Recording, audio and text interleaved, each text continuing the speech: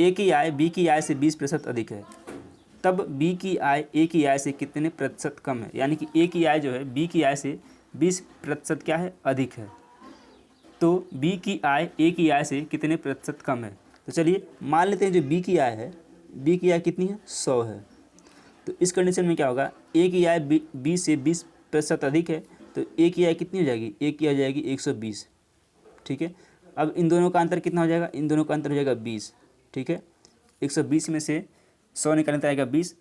इसको क्या करना है आपको, इसको करना है कन्वर्ट परसेंटेज में। तो 20 और गुणे 100, प्रतिशत कमी या वृद्धि निकालने के लिए, यानी कि प्रतिशत कमी या वृद्धि निकालने के लिए 100 बटे कंपेयर किससे कर रहे हैं, ए से कंपेयर कर रहे हैं। तो ये एक चीज़ ध्यान रखना है, जिससे आप कंपेयर करेंगे उसको हमेशा नीचे रखेंगे। तो कंपेयर किससे कर रहे हैं, ए की बी की आय ए की आय से कितने प्रतिशत कम है, तो ए को नीचे रखेंगे, यानी कि ए का मान कितना 120 है।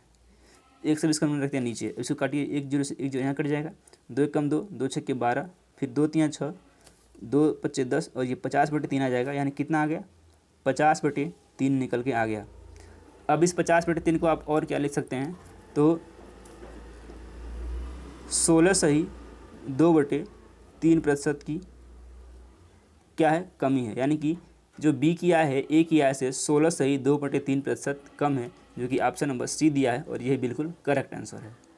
ठीक है, तो चलिए जब भी इस तरह से क्वेश्चन पूछे तो जब कंपेयर करेंगे, तो यहाँ पूछा है ए की आय बी की आय से 20% अधिक है, तो जिसका बोलेगा, जिसका न्यूट्रल रहेगा उसको हम 100 मान लेंगे, और जिसमें कमी और वृद्धि कर रहा है उसमें हम जितनी कमी वृद्धि कर देगा उसको हम जोड़ देंगे। यही इस क्वेश्चन को लगाने का तरीका है। हम किसी भी अपने क्वेश्चन में फार्मूला बहुत कम यूज़ कर सकते हैं, करते हैं, या फिर फार्मूला हम याद करने की कोई सलाह नहीं देते हैं।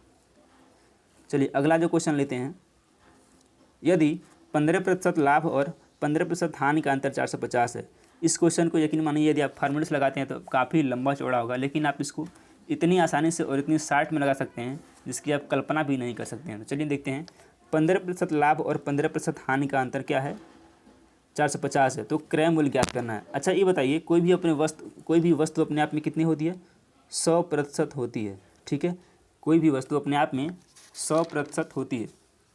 अब क्या कर रहा है, इसी 100 में मान लीजिए 100% था तो पहले से उसका वस्तु का था, इसमें 15% की क्या हो रही है, पहले 15% का लाभ हो रहा है, इसमें 15% जोड़ दीजिए, तो ये कितना हो जाएगा, 115%।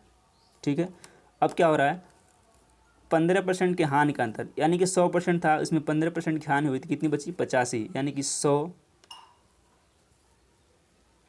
माइनस 15%, ये बराबर कितना आ जाएगा, ये आएगा 85%।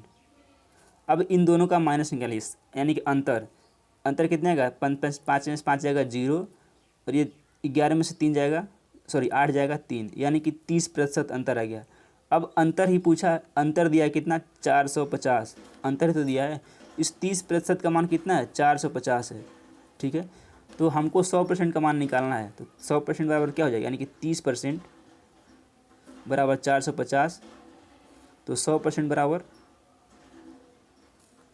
450 गुणे 100 और बटे 30 कर दीजिए। ठीक है, एक जीरो से एक जीरो कट जाएगा, 3 एकम 3, 45 कटेगा 15 बार में, और 15 गुणे 100 करेंगे कितना आ जाएगा, 1500।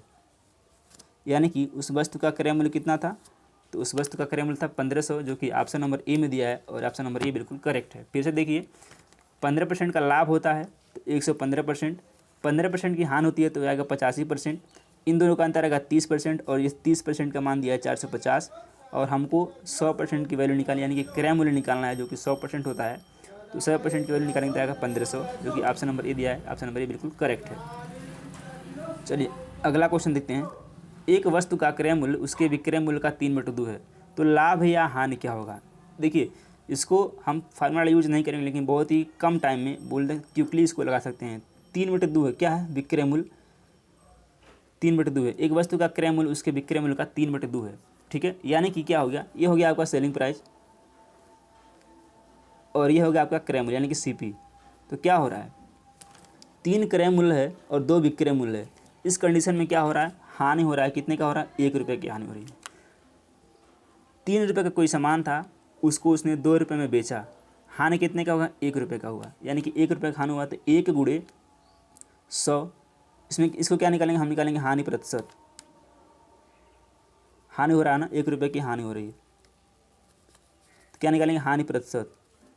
क्या होगा, हानि 1 × 100 बटे क्रय मूल्य कितना था, तो क्रय मूल्य था 3 बटे 3 कर देंगे तो कितना आएगा 100 बटे 3, या फिर इसी को बोल सकते हैं 33 सही 1/3। 33 सही 1/3% की क्या हो रही है, हानि हो रही है, जो कि ऑप्शन नंबर बी में दिया गया है। फिर से देखिए 3/2 यानी कि 2 इसका विक्रय मूल्य है और 3 क्रय मूल्य था। इस कंडीशन में इसको 1 रुपये की क्या हो रही है, हानि हो रही है। अब हानि प्रतिशत निकालेंगे तो हानि यानी 1 × 100/3 करेंगे तो ये आएगा 100/3, यानी कि 33 से 1/3% की उसको क्या हो रही है, हानि हो रही है। ऑप्शन नंबर बी बिल्कुल करेक्ट है। अगला क्वेश्चन लिखते हैं, कोई धन 8% की दर से 5 वर्ष में साधारण ब्याज 640 हो जाता है, तो मूलधन बताना है। कोई धन है और वह क्या होता है, तो सिंपल SI बराबर क्या होता है, यानी कि सिंपल इंटरेस्ट बराबर क्या होता है, PRT, P/R/T, यानी कि बटी 100। मूलधन यानी प्रिंसिपल, रेट और टाइम। SI कितना दिया है, 640 दिया है। P हमको नहीं पता है, R हमको 8 दिया है और T हमको दिया है 5 बटे दिया है 100। इसको करेंगे तो कितना आएगा, इधर आ जाएगा, इसको काट भी सकते हैं, चलिए काटते नहीं हैं। सबसे पहले 640 × 100 बराबर P × 8 × 5। अब यहाँ से काट दीजिए, 5 एकम 5